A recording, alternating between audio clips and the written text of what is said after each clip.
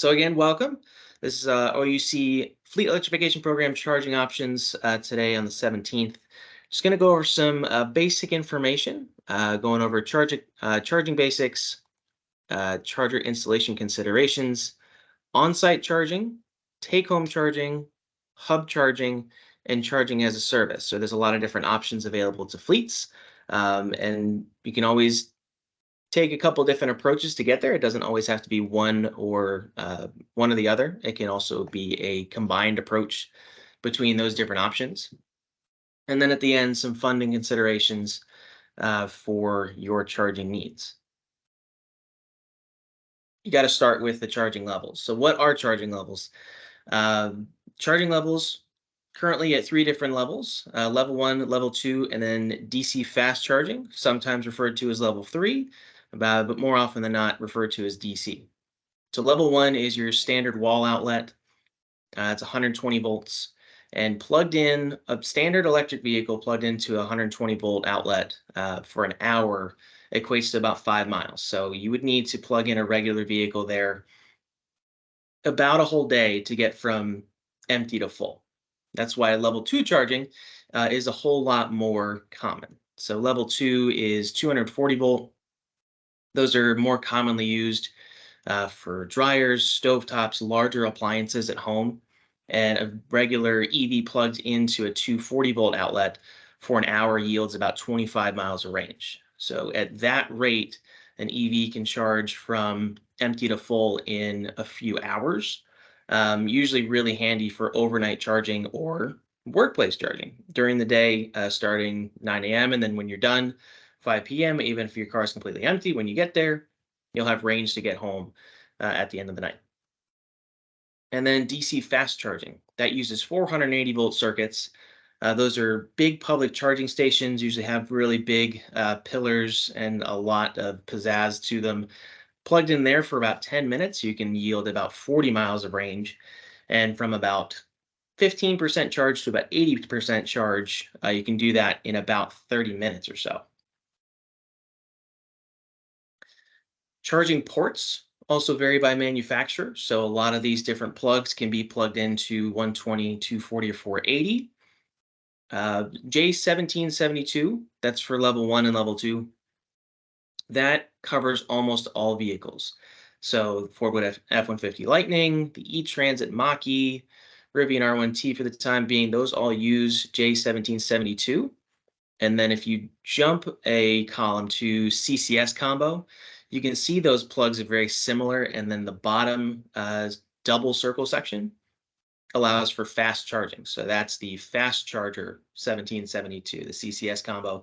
That's used for most vehicles as well for right now. Ford, Rivian, Freightliner, Volvo, Polestar, a bunch of them. CHAdeMO in the middle, that is kind of going by the wayside. That has been used for the Nissan Leaf and Mitsubishi EVs in the recent past. Not a whole lot of new vehicles coming out with that new, but there are still a couple of charging stations available for those types of chargers at the time being. And then all levels, Tesla, or the North American Charging Standard, is the one on the end that supports all the four Tesla models, the Model S, 3, X, and Y. It also supports the Semi and will support their future models. And there are plans for other manufacturers, both OEM and charging manufacturers, to actually move toward North American Charging Standard in the coming years. So like I said, some are moving towards that. Those that are adopting NACS, that has been pretty recent news within the last few months or so. But it's been a pretty long list. That list has gotten longer pretty quickly. Ford, General Motors, Hyundai, Kia, Rivian, Volvo, Nissan, Honda, Genesis, and Mercedes are all seriously considering adopting North American Charging Standard, or for certainly adopting that in the near future. And many of these companies will have NACS adapters for older models in the coming years. But in about 2025, most of those companies will be moving from the standard CCS plug-in on their vehicles to Tesla, and that can give a couple added benefits. Those vehicles in the future will be able to use the Tesla supercharging network. So that has been widely implemented, and some say that Tesla is more a charging company that happens to sell cars instead of the other way around. In some scenarios, it certainly looks like it. They do have chargers just about everywhere. However, North American Charging Standard will open up some options for some of those new vehicles, but it's not going to completely replace CCS overnight. There still will be CCS options here, there, and everywhere. And then there will also be adapters that can transfer a CCS port to a Tesla port and vice versa. So a Tesla port can plug in to a CCS charger as well. So no issues with the upcoming charging changes. Also going into port locations, charging nomenclature. Uh, Sometimes pretty straightforward, sometimes a little confusing, but you have one location, and here we have two stations, three ports, and four connectors. So you can see on the right, there are three ports, there are three actual chargers coming out, four connectors in total. But sometimes you'll see the one on the left a little bit more often, maybe one pedestal with one charger or two chargers, two ports coming out at the same time. But some larger stations can have three EVSE ports or four EVSE ports uh, for some of those larger places. So going forward, we like to refer to them as stations and ports. They're not necessarily the same thing.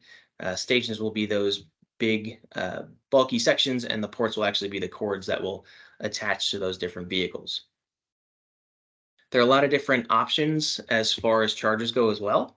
Networked versus non-networked. Networked are smart chargers. So those chargers can connect remotely to a larger network. Users can start and stop charging, check on the status, and they can usually pay through a mobile app as well. Non-networked are standalone units. So those are the ones more often in a private parking garage for specific people that are going to be using those, or those are the ones that are going to be used at home. They're kind of just plugged into your wall. And nobody else is going to be coming in trying to pay to use it. But they're not accessible remotely, can't necessarily track charging data, but often less expensive to install and operate. Networked, a lot of them are posted up in parking spaces, so they are attached at the ground, have a large pedestal, a screen attached to it. Non-networked, usually kind of just mounted on the wall sometimes, and used in more private settings. There are a lot of vendors available for charging stations. ChargePoint, ABB, EVgo, NovaCharge, AWLE, the list goes on. There's all sorts of great manufacturers out there. Always best to do your research.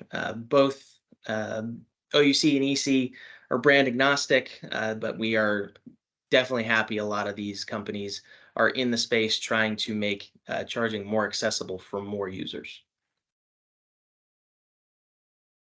Like I was saying earlier, there are a lot of options for fleet charging. So fleet owners have several fleet charging options going forward. On-site charging, both fixed and portable solutions. That's kind of self-explanatory. It is on-site where you need it. Take-home charging, where you would give an EV to a fleet driver that may be employed in your fleet and have them take it home to charge it overnight. Comes with some different pros and different considerations. Hub charging, OUC is working very hard to implement even more hubs going forward, but have one open already in downtown Orlando. And then charging as a service. OUC has a couple different options to implement a charger in your space, either purchasing it or paying for it and amortizing it over time. So on-site charging. On-site charging at a business allows fleet managers to control when and how they charge their vehicles.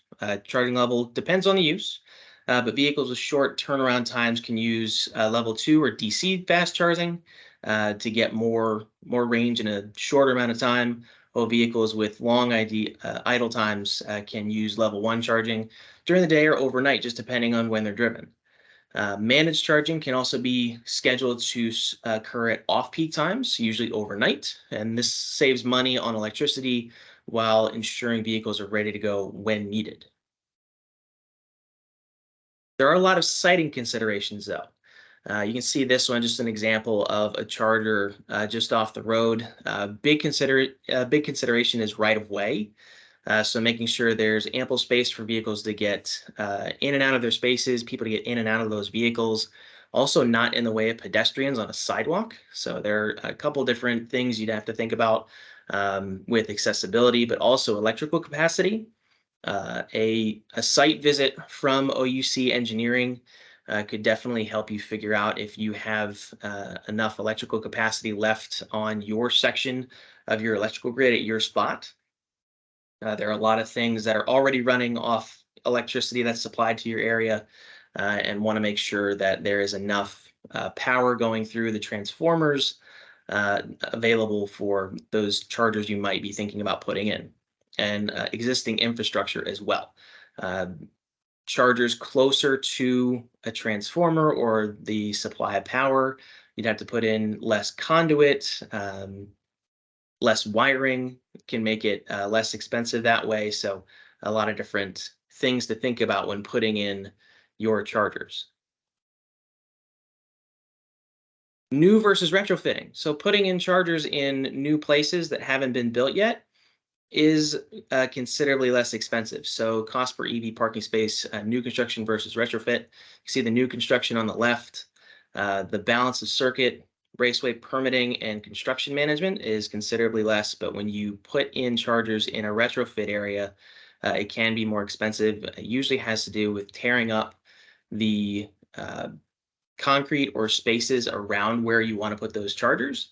Then there's trench digging to put in that conduit and electrical line into the ground and then to the electrical supply area. So if you are creating a new space, creating a new fleet lot, something like that, always a good idea to think about putting it in new versus retrofitting it.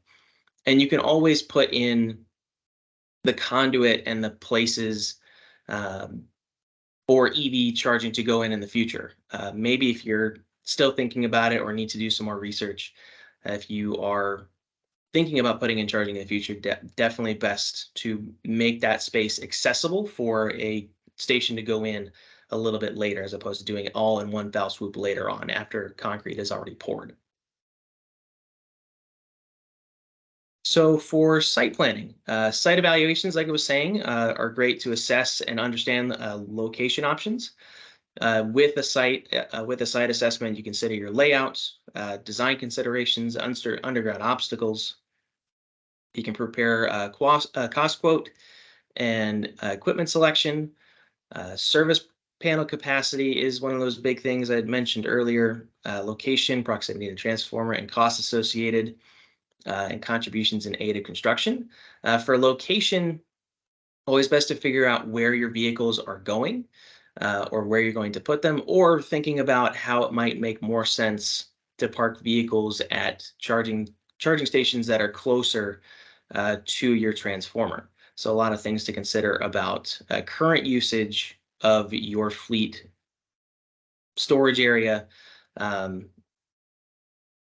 Also, scheduling and ordering of components. That has a variable timer on it. It's not necessarily going to show up overnight. So best to think about what you need sooner, what you need for your location sooner rather than later, and be flexible on timing, because that is not necessarily quick given some supply constraints. And also best to discuss construction services available through OUC. So engaging OUC for those site evaluations, there are a number of contacts that you may need to get in touch with. Key accounts, development services, energy services, new products and services, engineering and planning are two big ones. These are all the contacts for OUC. So if you need any of those, please feel free to jot those down, but we can also get those to you afterwards with no issue. But if you are at all thinking about considering moving forward with charging stations, OUC is happy to help, happy to answer some questions, and happy to get a site evaluation underway. Take-home charging is another option. So it's a charge at home first approach for some municipal fleets. It has its own pros and considerations, so it definitely works for some fleets, maybe as opposed to others, but it does have those pros. Take home charging allows for fleets and allows for flexible charging option for employees and employers, and it reduces the need for trips to and from a fleet yard. Or the need for public charging and investments in fleet facility infrastructure, saves money by utilizing cheaper overnight residential rates. So sending those vehicles home with those employees that are driving it on a regular day um, can be easy to just charge it at their home. However, it can be a little tricky as far as reimbursement goes. So that is needed for those employees that are driving it and also fueling it. So that can range from installation costs for EV chargers at their home or at their residence to monthly electrical payments.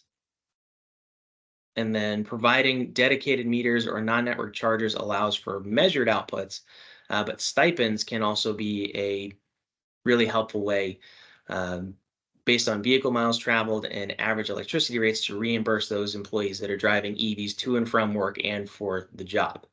Obviously, it's much easier to give a stipend to someone who has a place to charge it, a garage at home.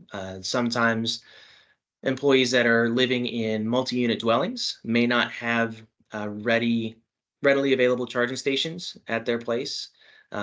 Might have to compete a little bit for time at those charging stations as well.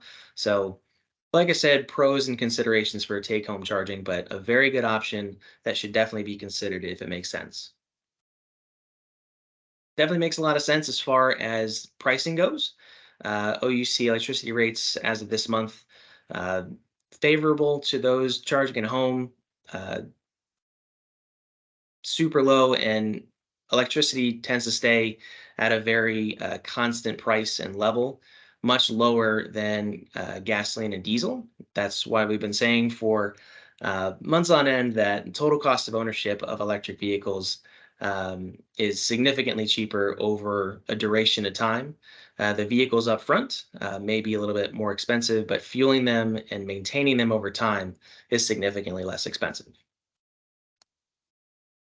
Hub charging is another option. OUC debuted one of the largest public vehicle charging hubs in Florida. That is downtown at Robinson, not too far from the old Ace Cafe, not too far from I-4, and walking distance to a lot of large skyscrapers downtown. That charging hub has 6 240 chargers and then 15 6 240 kilowatt chargers and 15 120 kilowatt chargers, all level 3 rated. The charge cost is only 35 cents per kilowatt hour. Charge time in about 20 minutes, you can get about 100 miles of range. And then that location, like I said, is on Robinson Street in Orlando. It's open 24/7. That was just opened up this summer, and it's super easy to use. Really nice setup. OUC has spent a lot of time considering how that layout would look, how it's best used, how it's best moved about through different vehicles. Um, but really well done, and there's more of those coming in the future for OUC. So if you have an EV already in your fleet and need a spot to charge it, or checking out different places you can charge your vehicles, definitely check out that location, 129 West Robinson Street in Orlando.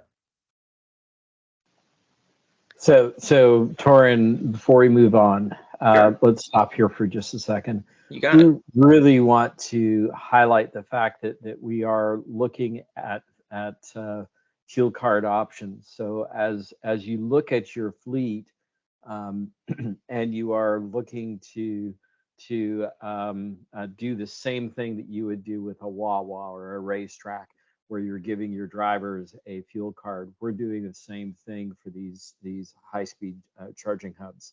What that does is it gives you several different options as you think about electrification. The first thing is it allows you to potentially not do charging behind the fence, uh, because we will blanket the city these types of charging, so high speed, fast turnaround charging opportunities. But the other thing is that in conjunction with NovaCharge, we've been able to develop a fuel card which would associate all the vehicles to your location or multiple locations, so that you can have a net 30 fueling type of card. So I just wanted to stop, make sure everybody's got that solidly, that concept solidly. It's actually fairly innovative and new to the market. Yes. Awesome. Thank you, Pete. Everybody, that was Pete Westlake, Manager of New Products and Services at OUC, kind of the go-to point person for everything electrification for Orlando Utilities Commission. So thank you, Pete. Like Pete was saying, hub charging are their locations dedicated to EV charging, and they're found in great public locations for easy integration of charging into your trips. Like we said earlier, there's a mixture of level 2 and DC fast charging options. And we have that one downtown and maybe some more a little bit further south of that current location in the near future. So there are some DC fast chargers in Greater Orlando already. You can see those black outlines. There's OUC service territory, kind of down the I-4 corridor, closer to some of the attractions, and then some off of larger highways.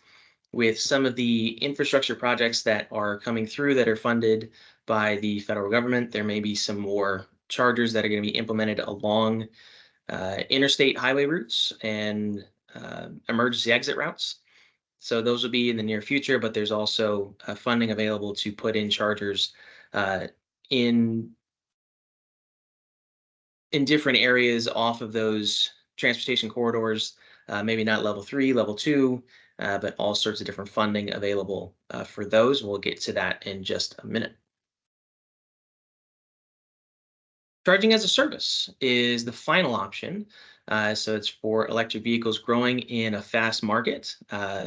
ChargePoint also has one as a service and offers flexible deployment options that make it easy to adopt EV charging. OUC has it as well, but charging as a service allows providers like OUC to install and maintain charging stations at a centralized location for a monthly fee, kind of depending on own it or charge it programs through OUC. Services allow customers to determine their best charging options and reduce the upfront expenses of installation, and have access to technical support and consistent maintenance from the charging provider. Charging as a service providers are a hassle-free way to incorporate EV charging into your fleet management, kind of just handing it off to someone else instead of taking all of that cost right up front. OUC has Own It and Charge It programs, so two different EV charging station service options for commercial customers. And if you complete an online questionnaire on the OUC website, OUC can gather more information to assist with your charging needs. So the first program, Charge It, OUC owns, installs, and maintains the charging stations. Customers can obtain EV charging services from OUC for a fixed fee over a certain duration, and the fee is based on factors like site characteristics and equipment type that you choose. But the Own It program, OUC procures, designs, and installs the stations, and then customers pay for the equipment and installation that OUC provides. Then you own the charger immediately. Maintenance can be provided by OUC for a monthly fee. So a couple of different options, kind of getting a little bit more assistance with the uh, getting going part of installing charging.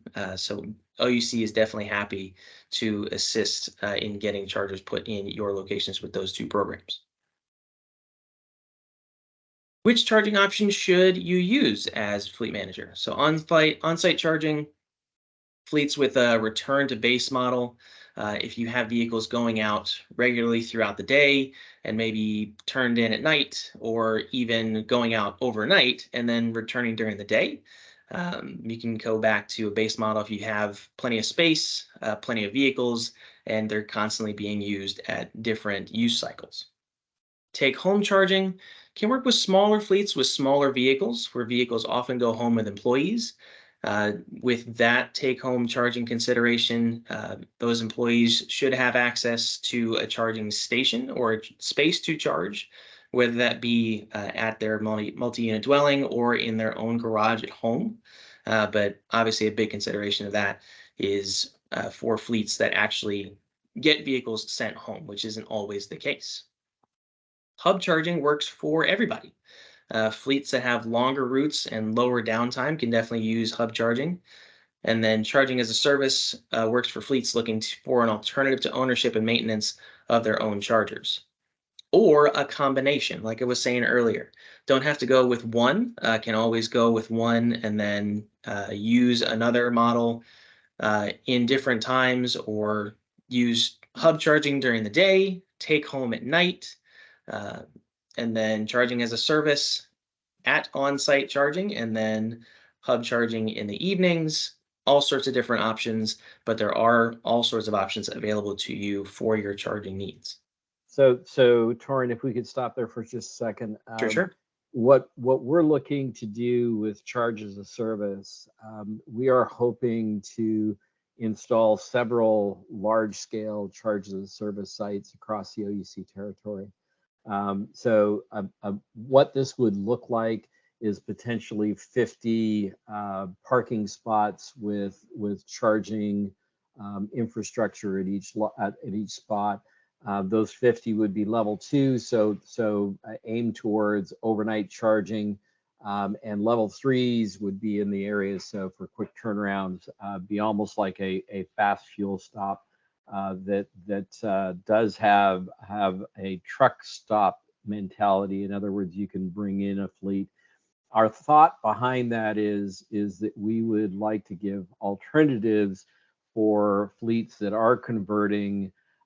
We know that getting infrastructure into your location for behind the fence might take some time, especially if you're trending towards the top end of your power capability, and we have to bring more power to the site. So we want to give you the opportunity to make that conversion while we wait to get the charging behind the fence. Or if you are looking to just pilot some vehicles before you make the expensive investment in infrastructure. So we think that charging as a service will provide a good potential for fleet managers such as yourself to make that conversion at a low risk capital outlay. Right. Awesome. Thank you, Pete. Funding and incentives available for these different charging options plus vehicles as well. There are a lot of them available. IRA Commercial Clean Vehicle Credit, 45W, is for new and used vehicles. Credit is $7,500 for vehicles under 14,000 pounds, so light duty vehicles, and not more than 40K for medium and heavy duty vehicles. There is the alternative fuel refueling property credit, 30C, for commercial uses, and that tax credit is 6%, capped at $100,000 per charging unit. And then there's all sorts of NEVI funding available. There's a lot of different plans that have gone in for every state in the union, and Florida funding can go to numerous projects, including upgrade of existing and non-existing construction of new EV charging infrastructure, operation and maintenance costs of these charging stations as well. If you need more information on funding and incentives, you can actually use the EV Funding Finder through the Electrification Coalition website. You can use that and put in there that you run a business, but others can use it saying that they represent a municipality or city or fleet, and then kind of use that tool to figure out which one of these credits works for you, depending on what kind of funding you need, whether it's for vehicles, chargers, or anything else. So feel free to take a look at the EV Funding Finder when you have a chance. And all of this programming, all of these webinars, all of the events this year for the OUC Fleet Electrification Program are all culminating in our statewide ride and drive events. So please join us. There are 5 events happening in November. So the first one is hosted by our partners in Tallahassee. That's going to be at the Governor Square Mall, November 1st, hosted by City of Tallahassee Utilities. Their event is definitely for fleet operators. There might be some light duty vehicle ride and drives there as well. The second event is at Jacksonville, hosted by JEA and Seminole Electric Cooperative on November 3rd at Avenues Mall. And then the remaining 3 events are going to be in Auburndale. They're going to be hosted by us, Orlando Utilities Commission, and TECO Tampa Electric Company on November 7th, 8th, and 9th at SunTrax in Auburndale. SunTrax is Florida Department of Transportation's autonomous vehicle test track. Just opened up not too far off the highway in Auburndale. But we will have 3 events there. The November 7th event, especially dedicated to OUC service territory fleet operators. November 8th is set aside for Central Florida municipal electricity customers and fleet operators, as well as our policymaker event. So we're inviting all sorts of city and county representatives to that event on the 8th to show your support for electric vehicles for public fleets. And then also on November 9th, TECO will be hosting their event at SunTrax as well for Tampa area fleet customers and electric customers there as well. But feel free to scan that QR code to register. We'll also put the registration link in the chat to go to the OUC Fleet Electrification page. Scroll all the way down and then tell us which day you're planning on showing up. We'll happily host you, see you there. If you have any questions, happy to answer those about the ride and drive events. But if you have questions about fleet electrification, if you're thinking about electrifying your fleet, anything, any questions, contact us and contact Pete Westlake at OUC. Consider your fleet and determine what options work for you. Do your homework, figure out what way you might want to move forward in fleet electrification. You can reach out to me as well to work on fleet analysis in your transition plan. Electrification Coalition has a tool that we are using in conjunction with Orlando Utilities Commission called the Dashboard for Rapid Vehicle Electrification, or the Drive tool, and that is specially designed for total cost of ownership analysis. If you operate a fleet and can show us your VIN numbers of your vehicles, the annual miles traveled, and the duty cycles of your vehicles, or how long they will be in service in your fleet, we can give you some ideas about vehicles that might be best to transition to an EV first. And then also please RSVP for our statewide ride and drive events in November to test out vehicles. We'll have rides available, drives available, static displays, and also a chance to check out SunTrax, which is just opened this year. So a really cool venue to check it out. Happy to see any and all there. So I'll just pile onto that last the statewide ride and drive. I really would encourage all of you to, if you're outside of OUC territory, register for the 8th. There will be a policy panel which will include Britta Gross, Alicia Lopez from Southern the Clean City on permitting. Charging infrastructure from NovaCharge. Electrification Coalition will be talking about funding opportunities that exist today and may not in the future. And we will have a couple of fleet managers who have some real life experience in conversions. So I really would encourage you to register. We have secured 2 box trucks, a panel van, 2 pickups, and a light duty vehicle for test drives. So we can support up to 70 test drives per day. So there's lots of room for you to go ahead and register your and get yourself scheduled for a test drive. Our hope is that if you are an OUC fleet customer, that what you'll do is provide us before the event a list of your fleet VIN numbers. And what we do with that is we actually use the Electrification Coalition drive tool to analyze your fleet, come up with equivalent battery electric vehicles, and provide you with a first cut at total cost of ownership comparisons. And we can happily tell you that right now, from everything from light duty up to medium duty pickup trucks, the smaller end of the pickup trucks, the 150s, are penciling out in your favor on a transition. And with the current incentives uh, for rebates and so forth, the price point for the vehicles is coming closer to parity. So now it's all going to the bottom line, which is pretty interesting for this. But I would encourage you to register so we know that you're coming, so we can reach out, get you scheduled for the event, make sure we have food for you to eat. And then we can also reach out to you and get some more information about your vehicle, your fleet vehicles, so that we can make it so that you've got a package that you can bring to your CFO to explore electrification of transportation.